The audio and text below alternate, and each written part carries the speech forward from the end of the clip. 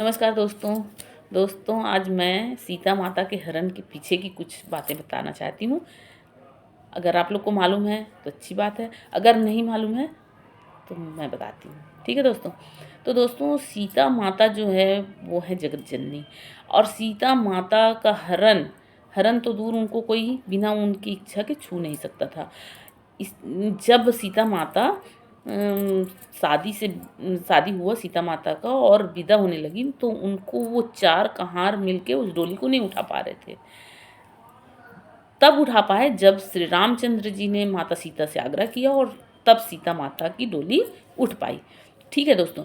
और सीता माता जब चार कहार से नहीं उठ पाई, लेकिन रावण उनको उठा के लेके चला गया। अच्छा, ले गया उठा के, उसके बाद वो लंका में सीता माता को छू नहीं पा रहा था। इन सब के पीछे की बात बताती हूँ दोस्तों। दरअसल ये है, क्या है कि सीता माता जब शादी होके अयोध्या गई, तो वहाँ अपने ससुराल का अन्न जल ग्रहण करने से मना कर दिया। अब वो ये बात जो है वो माता कैकेयी, माता सुमित्रा, माता कौशल्या को पता चला। उन्होंने पूछा, भाई क्या ऐसा बात है, क्यों नहीं अन्न जल ग्रहण करोगी? तो उन्होंने बोले, आपके घर में ब्रह्म हत्या का दोष है। अब ये बात तो किसी को पता ही नहीं कि ब्रह्म हत्या का दोष ऐसा बड़ा बात। माताओं को बड़ा आश्चर्य लगा कि ये इतनी बड़ी बात बोल रही है बहू। तो ये बात राजा दशरथ तक गई। अब राजा दशरथ जी आए, और ये बात सुन के अब उनको ये आश्चर्य लगा कि ये बात तो आज तक मैंने किसी से बताई नहीं।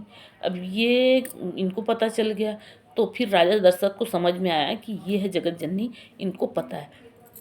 दरअसल ये बात ये था कि राजा दशरथ से श्रवण कुमार का हत्या हो चुका था। तो ये बात राजा दशरथ किसी को बताए नहीं थे, लेकिन ये बात माता जानकी को पता था।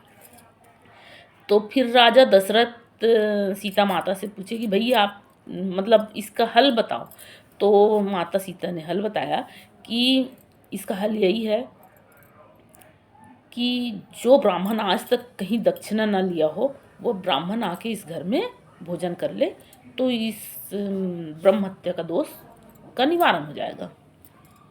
अब पता किया गया तो ब्राह्मण तो भाई दक्षिणा के बिना कुछ नहीं करता, तो ब्राह्मण तो दक्षिणा लेता ही है, ब्राह्मण दक्षिणा ही लेने के लिए पैदा हुआ है। तो पता किया गया, कहीं नहीं मिला, लेकिन पता चला कि रावण कभी किसी से दक्षिणा नहीं लिया है। तो फिर राजा दशरथ जी रावण को जाके और आग्रह किए कि भई आप हमारे यहाँ भोजन करिए।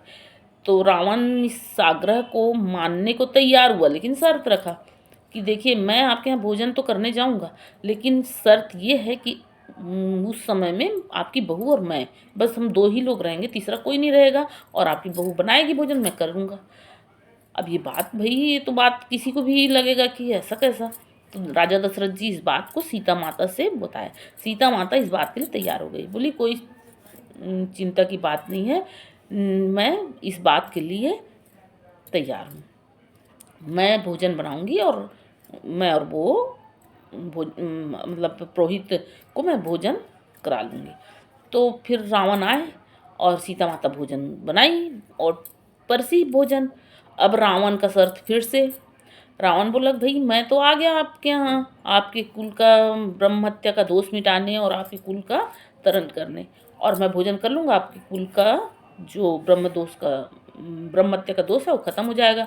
लेकिन मेरे कुल में भी कई दोष हैं, मेरे भी कुल कौन तारेगा, मेरा कुल कैसे तरेगा? तब सीता माता बोली कि आपके कुल का तरण तब होगा जब हम 14 वर्ष के लिए वनवास जाएंगे, तो आप मेरी हरण कर लेना, और मेरी हरण के बाद आपके कुल का भी तरण हो जाएगा। तो ये कहानी है दोस्तों। अब आप लोग को ये कहानी कैसी लगी, आप लोग कमेंट करके ज़रूर बताइए, और मेरे चैनल को लाइक कीजिए, सब्सक्राइब कीजिए। ठीक है दोस्तों, नमस्कार दोस्तों।